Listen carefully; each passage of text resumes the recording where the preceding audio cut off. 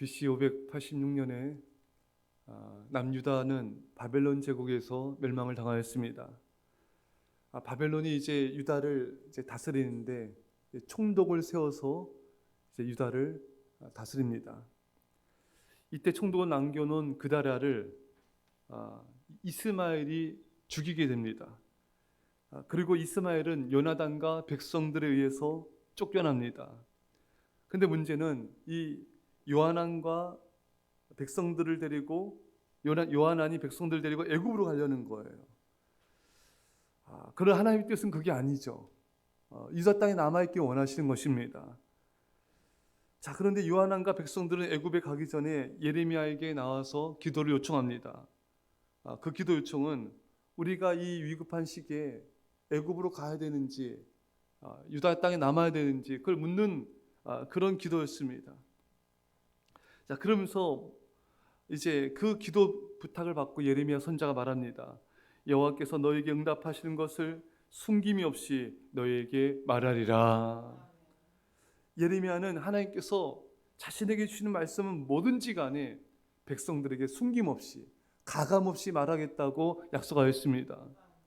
여러분, 예레미야는 이런 사람이에요. 이게 진실한 사람입니다. 예레미야 당시에 얼마나 많은 거짓 선지자들이 평안하다 평안하지 않거든요. 바벨론이 남유다를 침략해서 멸망시킨다는 그런 예언을 한 사람이 거의 없었어요. 하지만 예레미야는 하나님께서 주신 말씀 그대로 너희가 회개하지 않고 우상을 섬기면은 바벨론에서 멸망할 것이다. 회개하지 않으면 망할 거다. 그러니까 백성들이 듣기 싫어하는 거예요. 그래서 예레미야 잡아다가 토굴에 넣기도 하고, 대부분의 선지자들은 다 거짓 예언을 하는 거예요. 괜찮아. 회개하라는 메시지도 없고, 우상을 버리라는 메시지도 없고, 회개하지 않고 우상 섬기면 망한다는 메시지도 없고, 그저 백성들 듣기 좋은 말만 하는 거예요. 오늘날도 여러분 그런 모습이 많이 있지 않습니까? 특히 성도들 듣기 좋은, 교인들 듣기 좋은 말씀을 전하는 거예요. 왜냐하면 듣기 싫은 말 하면 싫어하고 거부하고 이런 모습들이 있으니까. 사는 성도 여러분, 여러분과 저는 그래서 안 됩니다. 예레미야처럼 사람들이 싫어하고 비판하고 욕하고 핍박해도 하나님의 말씀을 있는 그대로 진실되게 전해야 되는 것입니다. 만약 그렇지 않고 사람들의 눈치를 보면서 하나님의 말씀을 제대로 전하지 않는다면 여러분들 하나님의 사람이 아니에요. 주님의 제자가 아닙니다. 일단 여러분들이 복음을 전하셔야 돼요. 성도들 권면도 하셔야 됩니다. 권면을 안 한다는 것 자체가 사람들이 싫어하니까 안 하는 거예요. 그래서 안 됩니다. 믿음의 권면을 하셔야 돼요. 복음을 전하시며 전도하셔야 됩니다. 왜 전도 안 하는가? 사람들이 싫어할까 봐. 그래서 안 돼요. 그럼 주님을 따르는 자가 될 수 없습니다. 사랑하는 여러분, 하나님의 말씀을 전할 때 사람들이 듣기 좋아하는 말만 전한다면은 그래서 하나님이 가장 싫어하는 모습 중에 하나인 것이죠. 전도할 때도 신방할 때도 가르칠 때도 언제나 여러분들은 하나님의 편에 서야 됩니다.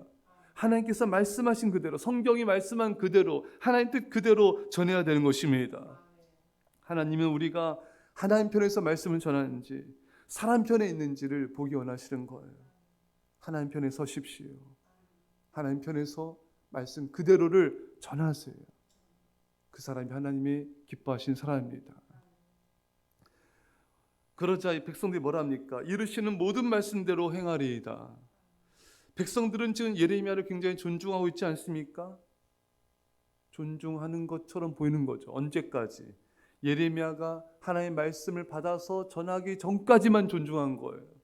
예레미야가 하나님의 말씀을 받아 전할 때 애굽으로 가지 말고 예루살렘에 머물러 있어라 말씀을 전하는 순간부터 이 예레미야를 함부로 대하는 것입니다. 많은 교인들이 이러한 모습을 보입니다.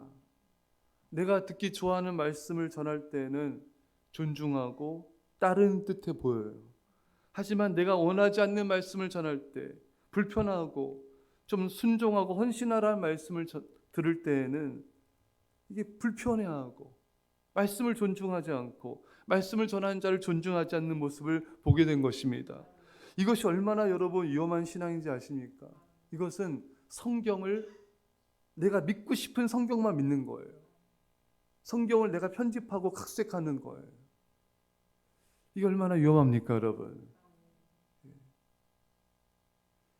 또 하나님을, 성경이 말씀은 하나님을 믿어야 되는데 내가 믿고 싶은 하나님을 믿는 거예요. 내가 만든 하나님을 믿는 거예요.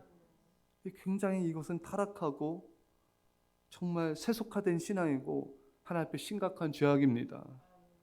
여러분, 하나님을 하나님으로 믿어야 돼요.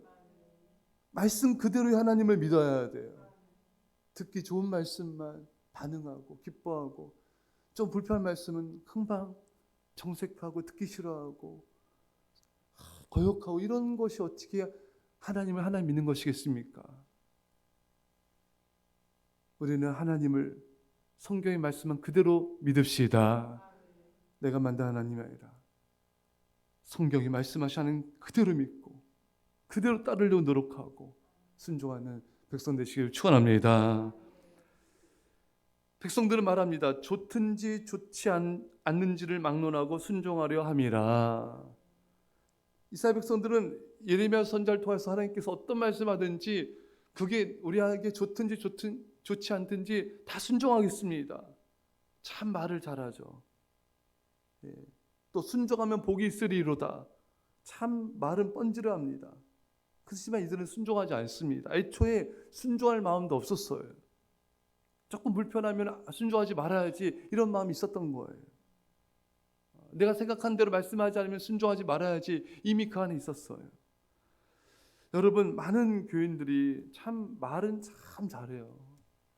말은 잘하고, 근데 삶을 보면요, 순종이 없어요. 전도의 순종, 성도들을 권면하는 순종, 교회를 섬기는 순종, 봉사의 순종 없어요. 그냥 나만을 위한 삶을 많이 살아갑니다. 대부분의 시간이 나를 위한 시간들이에요. 여러분, 그건 순종이 아니잖아요. 그렇지 않습니까, 여러분? 순종은 주님을 섬기는 거예요. 그냥 교회만 왔다 갔다 하는 게 순종이 아니라 성경이 말씀하시는 하나님의 말씀에 순종해서 우리가 교회를 섬기고 복음을 전파하며 영혼들을 구하는 삶을 사는 게 순종입니다. 살아내는 게 순종이에요. 누가 말은 누가 못합니까? 그렇죠. 대부분의 많은 교인들은 그냥 말로만 믿는 거예요. 말로만. 하지만 예수님 분명히 말씀하십니다. 나더러 주여 주여 한 자가 천국 가는 것이 아니라 아버지 뜻대로 한 자가 들어가리라. 우리가 다 하나님 말씀대로 못 살아요. 우리가 불순종 죄악투성입니다, 여러분. 우린 불순종 죄악투성이에요. 근데 여러분, 순종하게 노력을 하셔야 돼요. 하나님 그걸 보시는 거예요. 순종하고 노력하다가 불순종하는 건 하나님이 어여삐, 회개하면 어여삐 받아주지 않겠습니까? 하지만 아예 순종조차 하지 않는, 하나님과 교회를 섬기지조차 않는 그런 모습은 하나님 앞에 우리가 회개해야 되는 것입니다. 여러분, 신앙은요, 말이 아니라 순종이에요. 신앙은 순종 그 이상도 그 이하도 아닌 것입니다. 과거의 순종이 아니에요. 과거의 충성이 아닙니다. 하나님은 현재의 나를 원하시는 거예요. 하나님께서 왜 아브라함을 칭찬하시고 믿음의 조상을 세우셨습니까? 순종한 자였기 때문에. 자신의 가장 귀한 아들 이삭을 드릴 정도로 철저히 순종하였기 때문인 것입니다. 창세기 22장 12절에 사자가 이르실 때 그 아이에게 내 손을 대지 말라. 그에게 아무 일도 하지 말라. 내가 내 아들 내 독자까지도 내게 아끼지 아니하였으니 내가 이제야 내가 하나님을 경외한 줄 아노라. 가장 귀한 것을 이삭을 드리자 하나님이 이제 알았다. 네가 나를 경외하고 사랑하는 줄 내가 알았다 이거예요. 가장 귀한 것을 내려놓는 거예요. 그게 신앙이에요.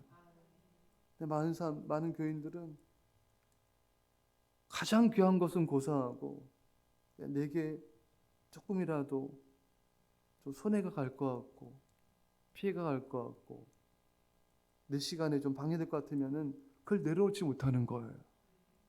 그거는 진정한 신앙이 아니에요. 신앙은 뭔가를 내려놓았을 때 그게 신앙인 거예요. 예, 내 삶의 유익을 내려놓고 내가 원하는 걸 좀 내려놓고 하나님과 교회를 섬기고 충성하고 헌신하는 것, 그게 신앙입니다. 하나님은 아브라함을 위기 가운데로 끌고 가셔서 그 신앙을 보기 원하셨던 거예요. 순종을 보기 원하신 겁니다. 하나님께서 우리를 고난과 환난의 극심한 위기 벼랑 끝으로 우리를 몰고 가실 때 우리는 생각해야 돼요. 이 문제만 해결하는데 급급해서는 안 됩니다. 하나님은 내가 이 위기 가운데 고난과 환난 가운데 믿음 지키고 순종하길 원하시는구나. 순종을 원하시는구나.